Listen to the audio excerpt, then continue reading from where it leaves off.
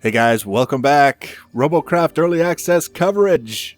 This is episode 8. I'm Enigmius, and today we're going to talk about roles in combat. How we build our vehicle quite often defines the role that we take if we're careful. Also, we're going to take a look at the Tier 7 flyer that I've been working on. Very much a prototype. We're going to talk a little bit about the design considerations for that. But first, we're going to take a look at this bad boy. This is a Tier 6 SMG hover tank. I call it the Defender Rapid Response Support Vehicle. It's kind of heavy duty. I built this vehicle intending to make it an SMG boat of some kind. I wanted the hover ability because sometimes the terrain is a bit of a pain in the butt, and the hover component helps with that. I took it into a number of matches. I got some feedback, by the way, of how badly I failed, took it back into the garage, made some adjustments, some tweaks, made some other refinements along the way, and finally arrived at what we've got here, which is kind of an interesting vehicle to play, but I had to learn how to play it. It's funny how that works. We make a vehicle that we intend to use in a particular role, and then we actually get into that role and find out it doesn't work, but if we can be a little bit adaptive, we can find a new place for it. So it's got 6 SMGs on it, and these are oriented in the best way that I could to get them fairly close to one another without being so close that a single plasma bomb can take out all of them, so to speak, and also to try and get as much coverage as I could. So if I'm firing to the side or if I'm firing behind, I've got more than 2 guns going on a particular target, assuming, of course, that none of the vehicles or none of the guns have been destroyed. I'm out of P-flops, which is why I've only got the 2 electroplates on the front. It means I'm very, very vulnerable from the sides, but this is also another armor core vehicle. If you don't know what I mean by armor core, there's a video. I can't talk today. There's a video earlier in the playlist that explains what this armor core stuff is about. If you've heard about Triforcing, then armor core is the next generation of that.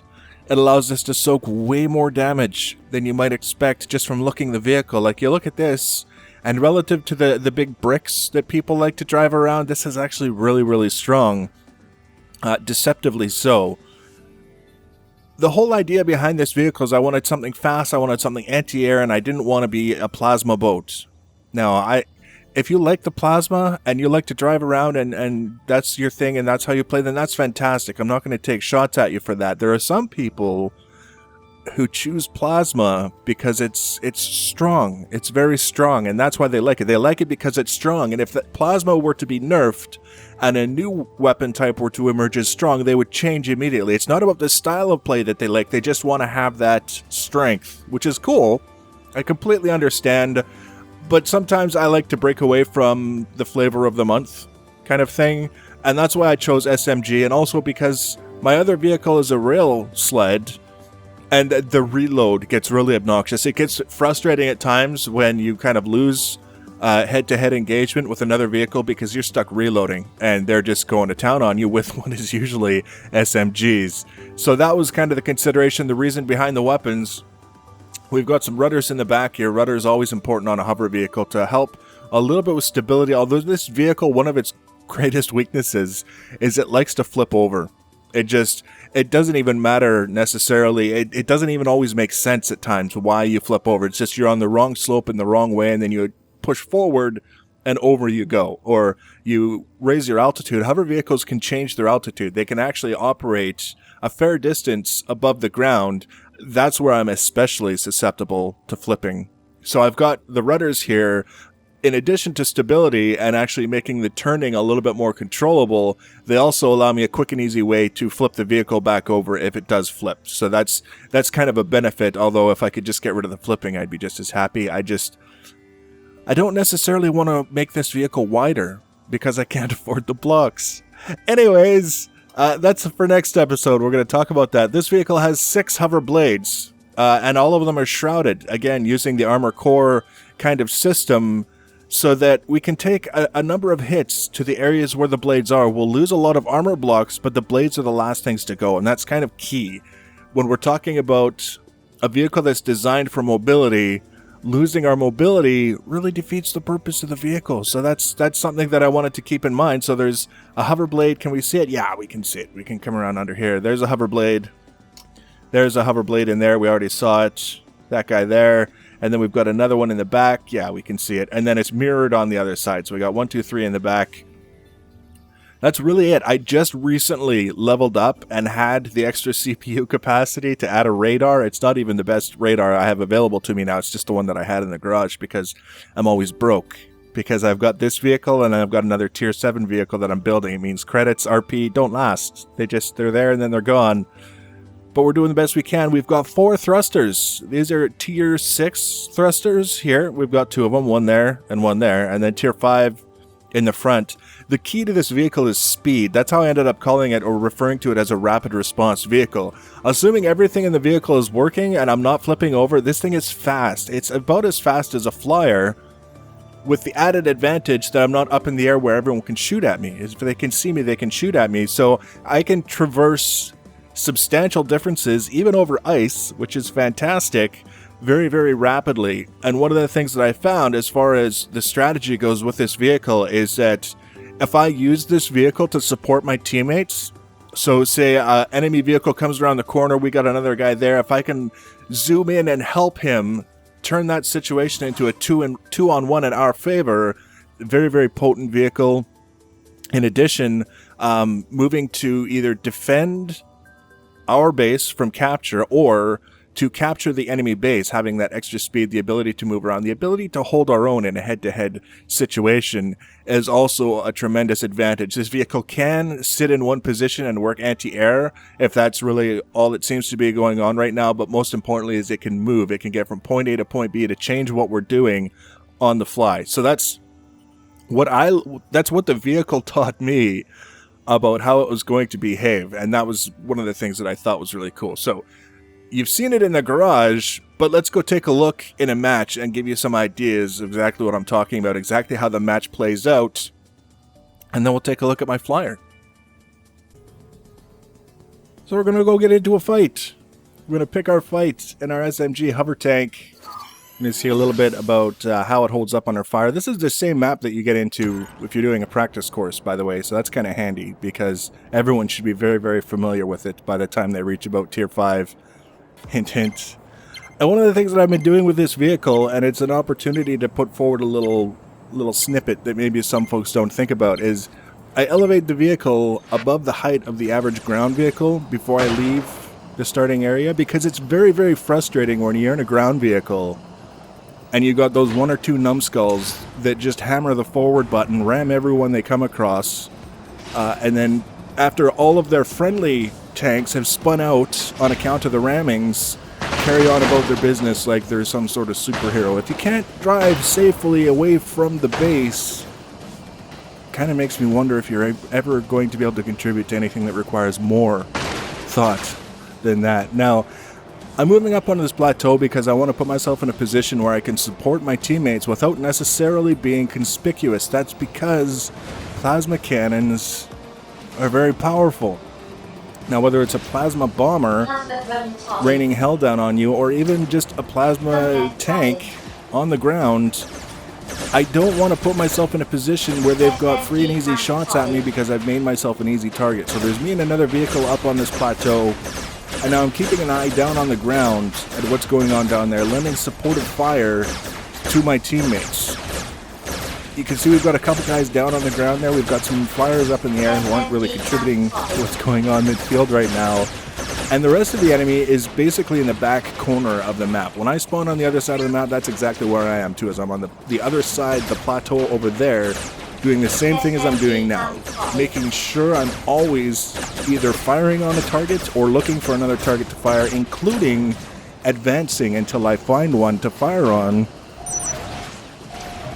or I'm on the evasive because there's too many guys coming our way and I need to reposition before they get to me, because quite often that happens where everything looks fine and then all of a sudden 3 or 4 ground vehicles tear around a corner.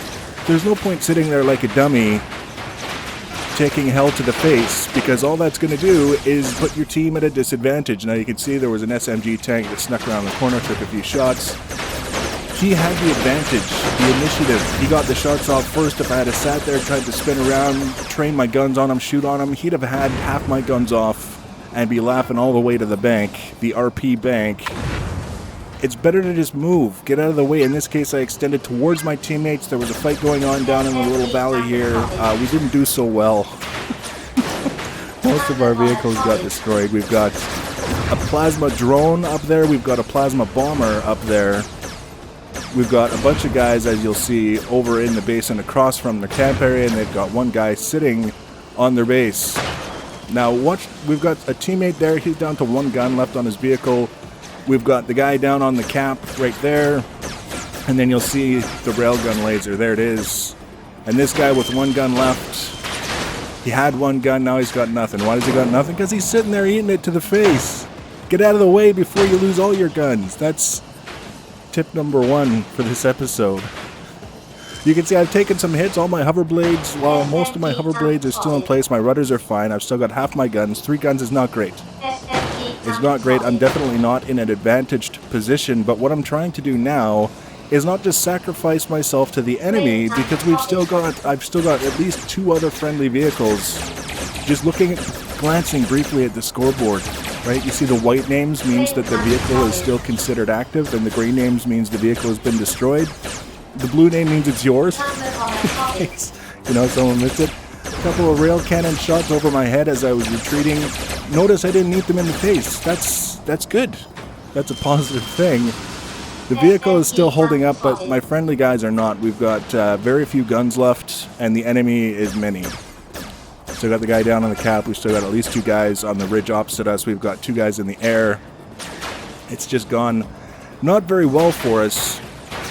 And this is where you kind of like, do I just kind of suicide rush, or do I do a little bit of practice? Do a little tactical kind of orientations here? So what I'm doing is I'm popping up in areas where the enemy hasn't really seen me too much, get the shots that I can until they've obviously turned their attention on me, and then disengage.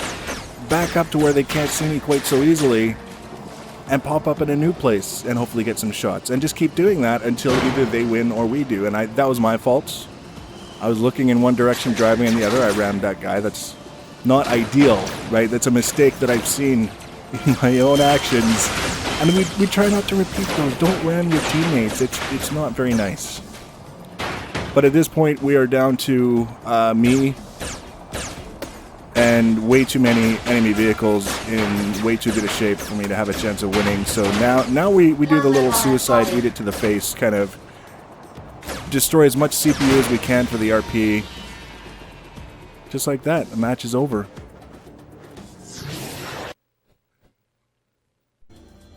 Now this is my tier 7 flyer.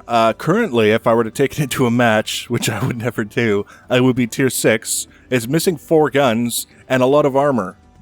You'll notice that it's made almost entirely out of white blocks because I can't afford anything else right now. Buying all of the components that I do have on it is taking everything that I've got. You can see I've got the same electroplates on this one as I had on the hover vehicle. Plus I've got some of these ones down here. The goal is to just absorb a hit or 2 so that we don't lose our engines immediately at the start of a match. Now this is very temporary, and some of the experiences that I've had even in the practice course have taught me that this is not a good setup for me. The way I like to fly, the way I like to play, I lose my engines very, very easily. One of the advantages to building out of the tier 0 blocks, these white blocks, is that I can take this into a practice course and it will simulate being in an at-tier match, like a tier 7 match. If I were to take this and build this out of tier 7 blocks and bring it into a practice course where, robots are shooting at me with low-tier guns, I don't get any feedback on how quickly or how easily I lose various components or various sections of the vehicle because the bad guys can't do much to me. I'm too well armored, I'm too well defended. But by making them out of these blocks, I can see, I've learned from experience, that this whole engine section, this whole section in the back here, where the engines and the electroplates are, pops off like nobody's business. Usually I lose these airfoils on the back as well. Which leaves me with these ones, the front electroplates, no forward thrust, guns, and a pilot seat. Basically, I'm a rock. So what I need to be doing as part of the design consideration is rethinking how I'm protecting this back section of the vehicle. I don't want to do a thruster stick. I've seen a lot of people make them. It's a really interesting idea. They just look like they're built to last. They're built to last forever, no matter what you shoot at them. But I want something with a little bit more finesse. And I didn't want a plasma bomber. Again, trying to, just for my own sake, pushing the skill envelope as much as I can, forcing myself to learn things by doing them in maybe a slightly disadvantaged or at least an even scenario, works better with the SMGs for right now. I have to be accurate. I have to fly intelligently. I can't just lob death on people from as far away as I possibly can and expect to actually contribute and survive.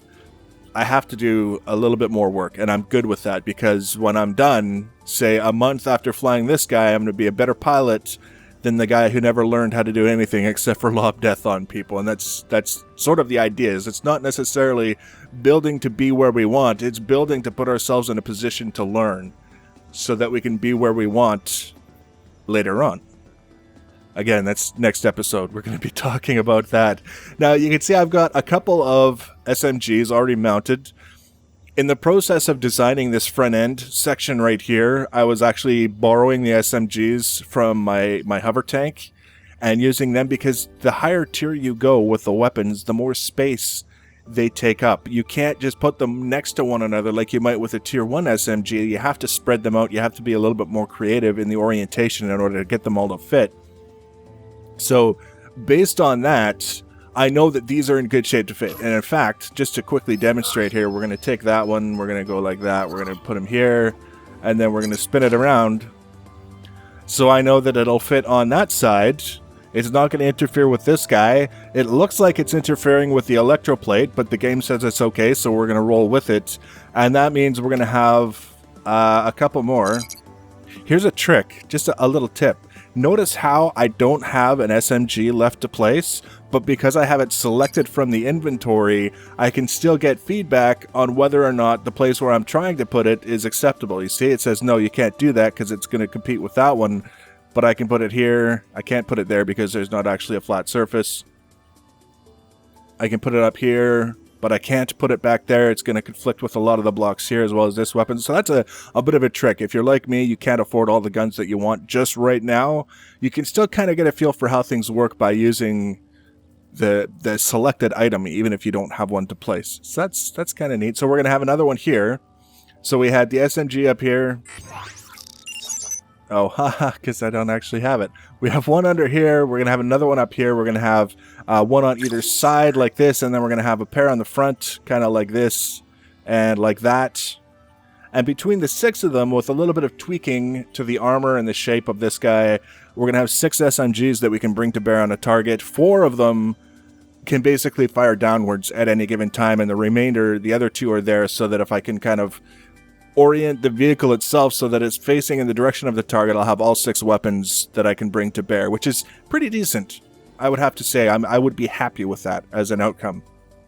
So this is the Tier 7 Flyer prototype. The key things to take away from this little segment is if you're just kind of building a vehicle that you haven't done a lot of work with because of the type before, like a flyer or a hover vehicle, and you want to see how your design is going to hold up in a fight regardless of what tier you're aiming for, prototype it out of the tier 0 blocks, and that way you can take it into the practice course and it will behave as though you were doing a tier 7 vehicle in a tier 7 match, because the blocks will break off at about the same rate as they were if you were in the higher tier match with a higher tier vehicle. Next episode, we might show off some builds. Depends on how this one comes together. It might look radically different by the time I call it finished, assuming I can afford to finish it. We're gonna talk about some of the hot button issues that are going on in the game right now. Remember, it is early access. We're not doing an editorial saying this is why the game is great and this is why the game is horrible, because it's early access and this stuff can change. But we're still going to talk about it. We're going to talk about some of the community misconceptions based on, I mean, you play a certain number of PvP games, you see the same complaints mirrored from game to game to game, and it's quite often, I'll just tell you, the summary of it is going to be the player attitude. Are you playing like a winner? Are you acknowledging problems and doing your best to work around it? Or have you got the attitude of someone who is the opposite of a winner, complaining about stuff, knee-jerk reactions, very unhappy, complaining, wanting nerfs, wanting changes, wanting to call people cowards, like what happened in a match I was just in? Are you a winner or the other side of that coin? All kinds of stuff we're going to talk about. If you want to be notified when I add that and other videos, the easiest way to do that is to subscribe to my channel and or follow me on social media. If you follow me on Google Plus or Twitter, you'll get a little blurb whenever I add a new video. Links for that are in the information section below the video.